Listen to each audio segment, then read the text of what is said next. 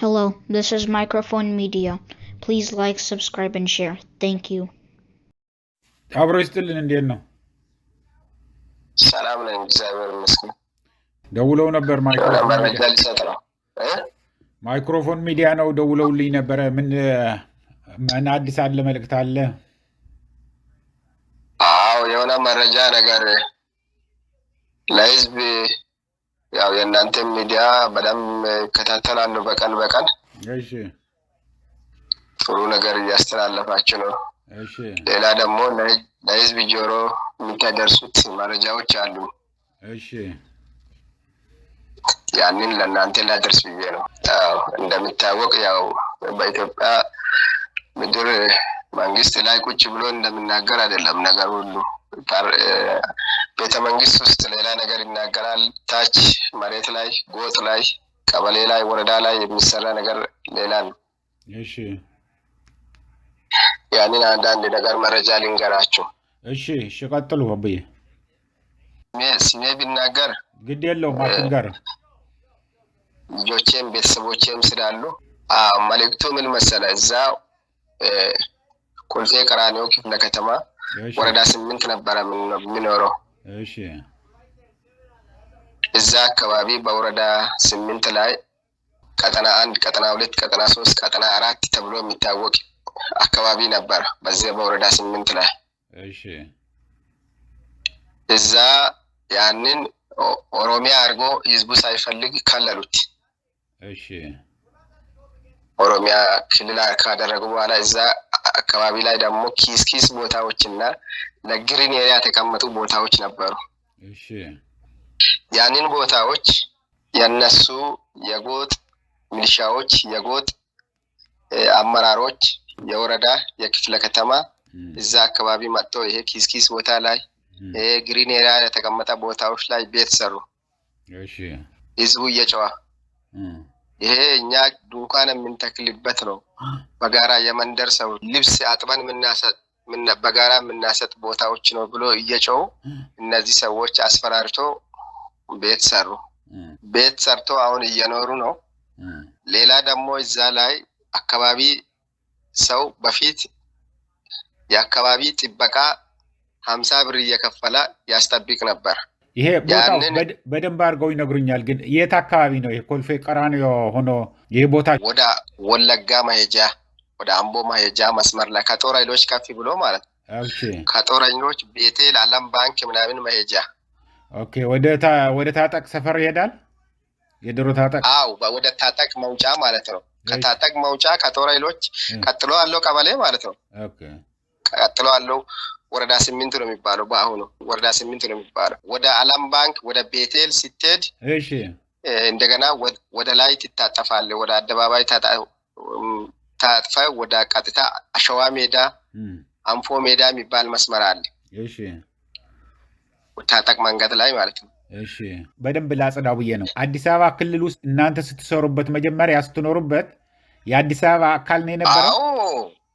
አካባቢው ከደርግ ጀምሮ በማህበር በደርግ ጊዜ የተመራ አካባቢ ነው። በማህበር ተደራጅቶ ኮካ ካምፓኒ ላይ የሚሰሩ፣ ፖሊስ መስሪያ ቤት የሚሰሩ፣ ትራንስፖርት የሚሰሩ ሰራተኛ በማህበር ተደራጅቶ የደርግ መንግስት የሰጠ አካባቢ ነው። በጣም የቆየ ሰፈር ነው። ያ ሰፈር ነው።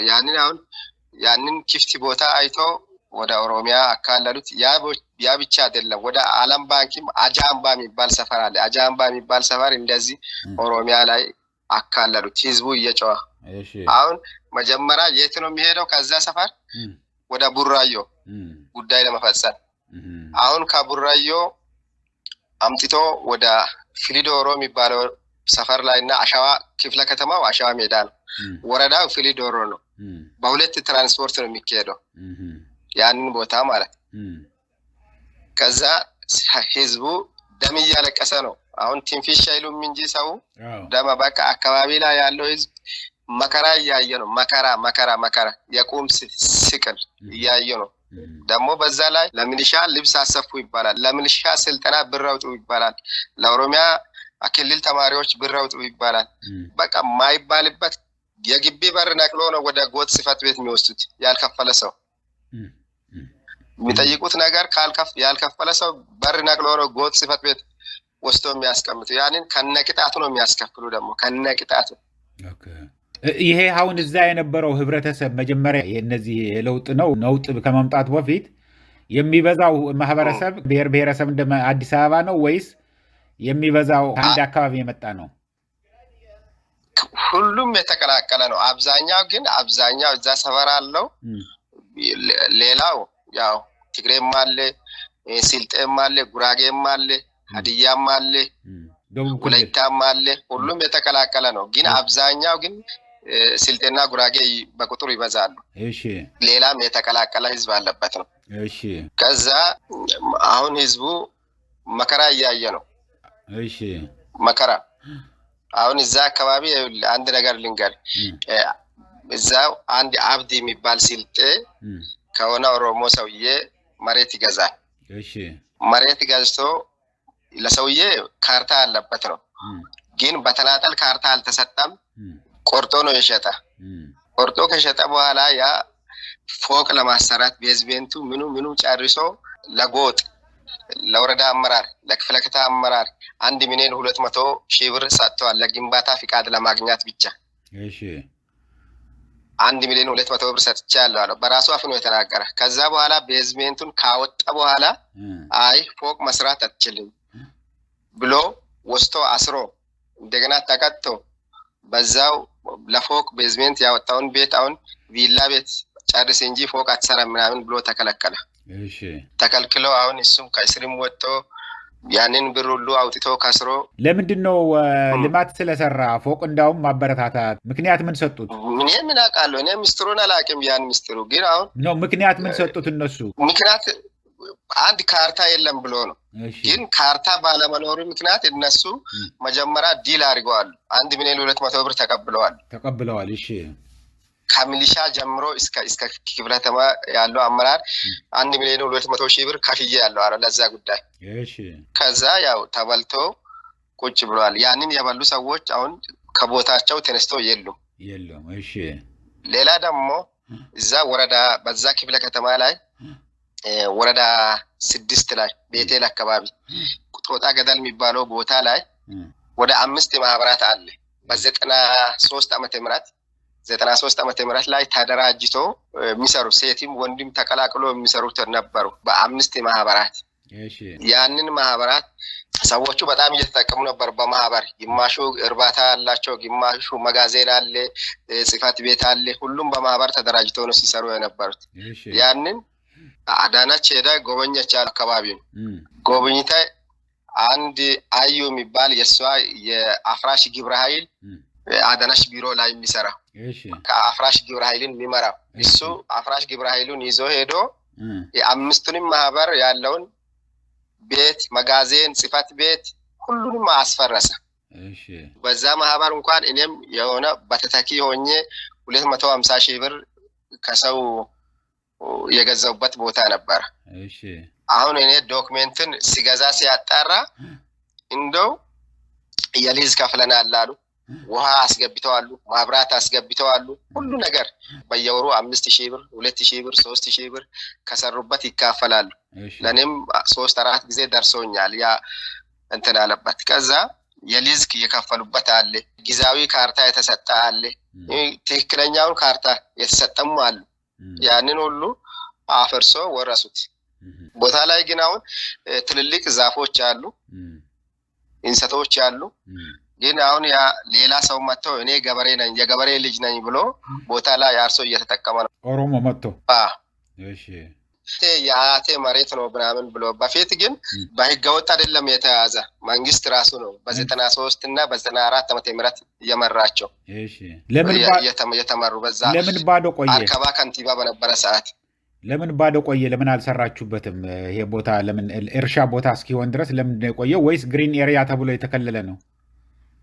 ኖ አይደለም። አሁን ከፈረሰ በኋላ ነው። እዛ ያኑ ከፈረሰ በኋላ ነው። ቤቱ ከፈረሰ በኋላ ነው። አጥሩም ከፈረሰ በኋላ ነው እንደዚህ እርሻ ቦታ የሆነ እንጂ መጀመሪያማ ቦታ ላይ በቂ የሆነ ልማት አለው። ቤት አለ፣ መጋዘን አለ፣ ጽሕፈት ቤት አለ፣ የዘበኛ ቤት አለ፣ አጥር አለ፣ ውስጥ ላይ አቮካዶ አለ አፕል አለ እንሰት አለ ብዙ ልማት የሚሰራበት እኮ ነው ያንን ካፈረሱ በኋላ እኮ ነው ሜዳ የሆነ ኦኬ ገባኝ አሁን ገባኝ በደንብ እየጠራ እንዲሄድ ብዬ ነው ለሰውም በደንብ እንዲገባ ያንን ካፈረሱ በኋላ ሜዳ ሆነ በቃ ነው እኔ የገበሬ ልጅ ነኝ ያቴ መሬት ነው ምናምን ብሎ መጥቶ ያረሰ እየተጠቀመ ነው እነዛ ሰዎች እስከ ሰበር ድረስ ሄዶ ምንም ነገር አላገኙም መፍትሄ ምንም ነገር አላገኙም በጣም የሚገርም ነገር ነው እሺ ዛሌላ እኔ በአይነ ብረት ያየሁት ነገር እኔ አብዛኛ ጊዜ ቄራ አካባቢ ይላሉ እሺ ቄራ አካባቢ ሲቪል ከብዙ ደላላዎች ጋር ይገናኛሉ ትራቢያኖች አሉ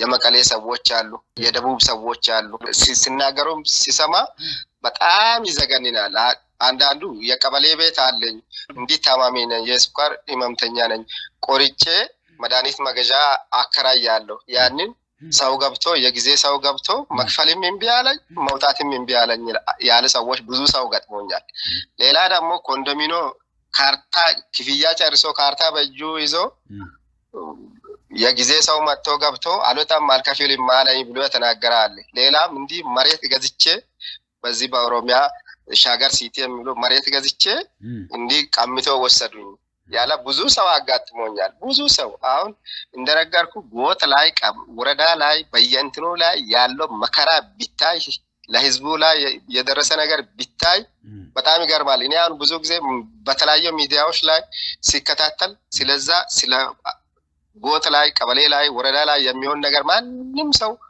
የሚናገር ሰው የለም በሚዲያ የሚወጣ ነገር የለም እሺ በጣም ይገርማል እና ብዙ ሰው ነው መሬት ተገዝቶ የተቀማ አሁን ወደ አንፎ ሜዳ አካባቢ ደግሞ አንፎ ሜዳ አካባቢ እንዲህ በስደት የሄዳ አንድ ሁለት ልጆች አሉ አንዱ ጉራጌ ነው አንዱ የት እንደሆነ አላውቅም ለመምህራን ነው ለኦሮሞ መምህራንና ለኦሮሞ ፖሊሶች የተሰጣ መሬት አለ 140 ካሬ 140 ካሬ ያንን ሸጡት ከሸጡ በኋላ የሆነ ሴትየዋ መጣ ለዚህ መሬት እኔ ብር አበድሬያለሁ ለነዛ ሰዎች ለሻጮች ብለ ይሄን ለኔ አስይዘዋል ይሄን መሬት ብር ተቀብለዋል ምናምን ብለ ግንባታ እንዳይገነቡ አርጋ ወስታይ በፍርድ ቤት ለሷ ተወሰነ ሄዳ የምትከራከረው ወደ ኦሮሚያ ሄደ ነው ወደ መናገሻ ሄደ ነው ናዝሬት ሄደ ነው በኦሮምኛ አስተርጉማ ነው የኦሮሞ ጠበቃ ይዘ ነው ስለዚህ ሌላ ሰው ምንም መፍትሄ አያገኝም ተሸንፎ ይገባል ብር አውጥቶ ተበልቶ ይገባል ብር አውጥቶ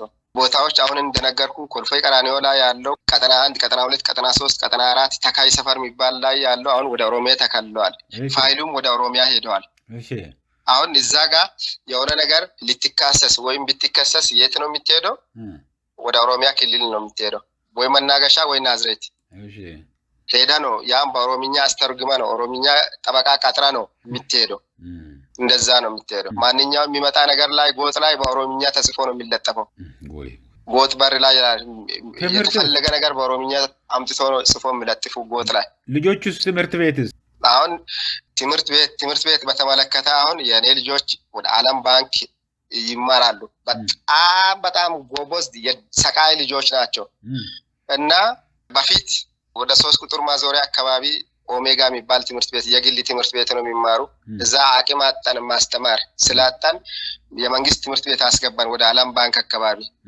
እዛው ያለው አስተማሪ ሁሉ በኦሮምኛ አማርኛ የማይችል ነው አሁን እነዚህ ልጆች 10ኛ ክፍሎች ናቸው አሁን እኛ እንዴት ነው ኦሮምኛ የምንማረው በ10ኛ ክፍል በአንደኛ ክፍል ብንጀምር እንለምዳለን እንላለን ብሎ አሁን ጥያቄ ብንጠይቅ በአማርኛ መመለስ አይችሉም ብሎ አሁን ትምህርቱን አቋርጦ ቤት ነው የተቀመጡት የሚገርም ነው እና አሁን ቋንቋውን የግድ ተማሩ ነው የሚሉ ያሉት ትምህርት ቤትም በኦሮምኛ አሁን እነሱ አሁን ከስር ከኬጂ ሆነን ያልተማርነውን ትምህርት አሁን እኛ በ10ኛ ሆነን እንዴት ይገባል እንዴት ነው በ10ኛ ሆነን ይሄን ቋንቋ ማወቅ መማር የምንችለው ብሎ እምቢ አሉት ጥያቄ ብንጠይቅ መመለስ አይችሉም የሚያስተምሩ ትምህርት ለኛ አይጋቡም ብሎ ትምህርት አቋርጦ ቤት ነው የተቀመጡት በጣም የሚያሳዝን ነገር ነው ቀጥል ባለፈው ሲያፈርሱ ወደ ወልቂጤና ወደ ቡታጀራ መውጫ አካባቢ ላይ የሆነ አንድ ብረት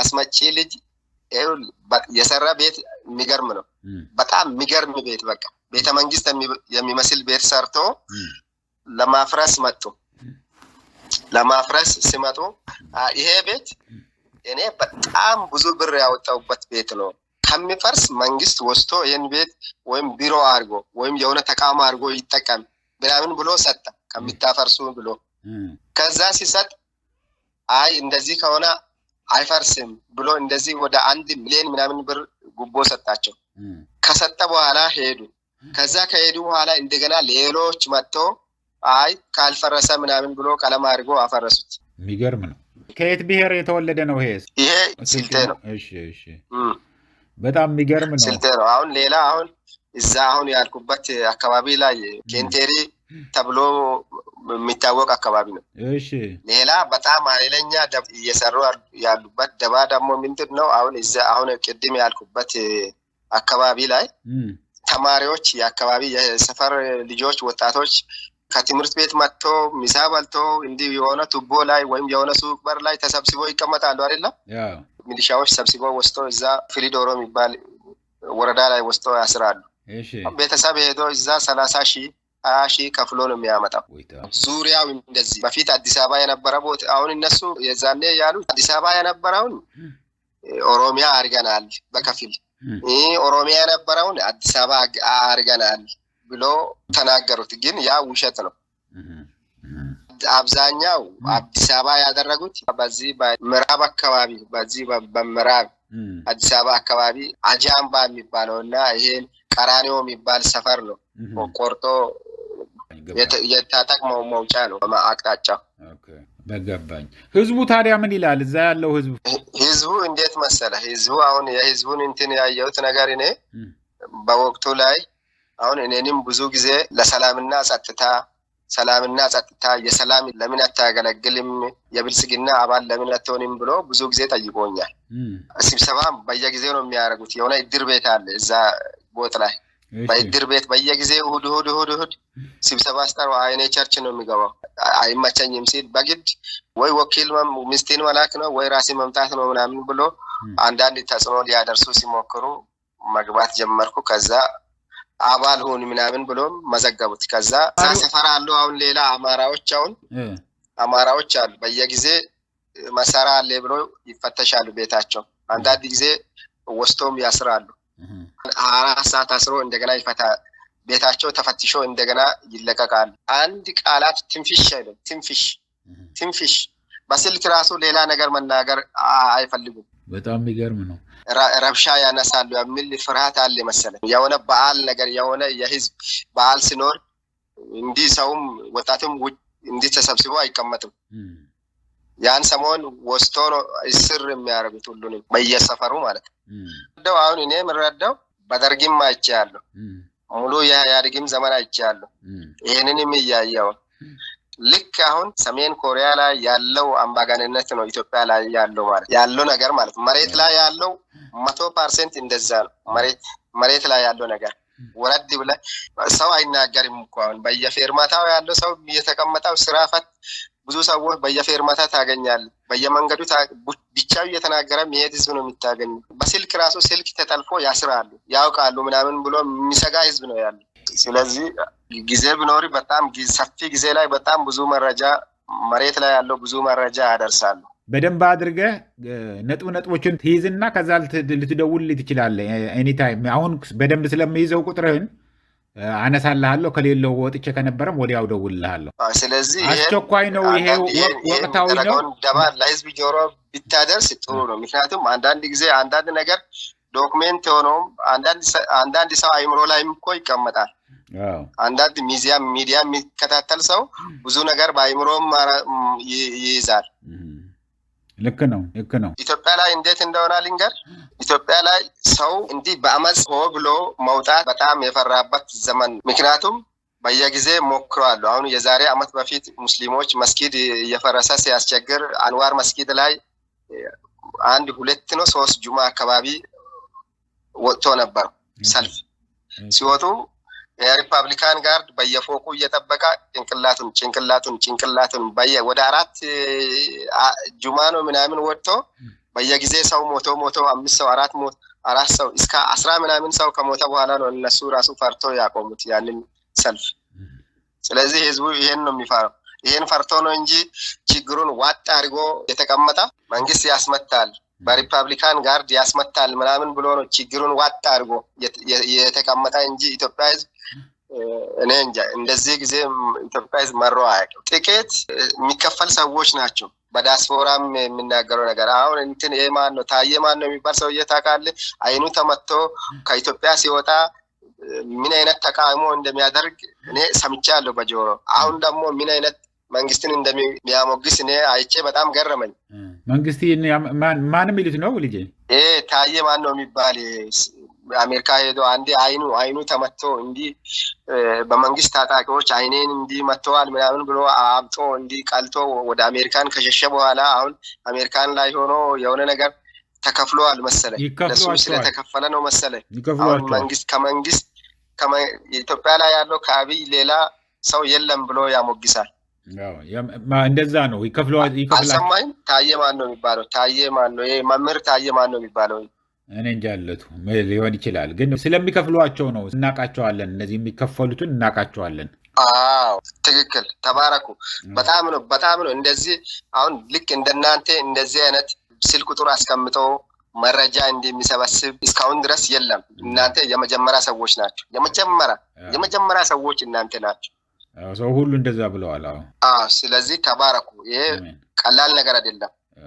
አሁን በላይ ነፃነት ኖሮ ሰው የሰማው ነገር ያየ ሰው እንዲህ ለእናንተ የሚያደርስ እድል አያገኝም፣ ይፈራል። ምክንያቱም ስልኩ ተጠልፎ በአንዳንድ ነገር ከተደረሰብን እንታሰራለን የሚል ፍርሃት ስላለን እንጂ በአንድ ቀን ራሱ ማስተናገድ አትችሉም። አንድ ሌሊቱን ሙሉ 24 ሰዓት ብትቀመጡ ይህን የኢትዮጵያ ችግር ማስተናገድ አትችሉም። አሁን ምን እንደዚህ የሆነ እየተበረታታ ብዙዎች እየደወሉ ነው፣ እየላኩልን ነው።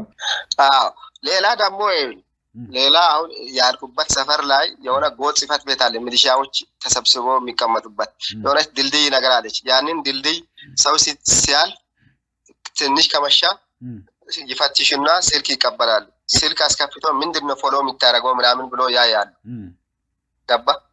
ሌላ ነገር እንዲህ ይሄ ልክ አሁን እንደናንተ አይነት ሚዲያ ምናምን ወይም ስለ ፋኖ ስለ ሌላ ነገር በስልኩ ላይ ያወረደ ነገር ካገኙ ከነ ስልኩ ነው ወስደው የሚያስሩ። የሚገርም ነው። ብዙዎቹ እንደዛ ብለው ያን ያህል ብዙዎቹ እንደዚህ ብለውኛል። አሁን እንደምትለኝ በተለይ የትግራይ ተወላጆች እና የኤርትራ የአማራ የሆኑት ፎቶግራፍ ካዩ ወይ የሆነ የምትሆን ነገር ካዩ ያስራሉ፣ ያሰቃያሉ። ስለዚህ ሁሉም ነገር ቀይረናል እያሉኝ ነበር እኮ። ይሄን ነገር ሚዲያም የፈለገ ነገር አውቶ የፈለገ ነገር የማት ድልም እኮ የለም እኮ ነው የሚል። እውነት ነው። ከኔ ራሱ ስልክ ተቀብሎ አይቶ ነው ከዚህ በፊት የለቀቁኝ። በቃ በልበርታና ላክልን። እንደዚህ ትኩስ ሲኖር ደውልልን። በኤኒታይም መደወል ትችላለህ።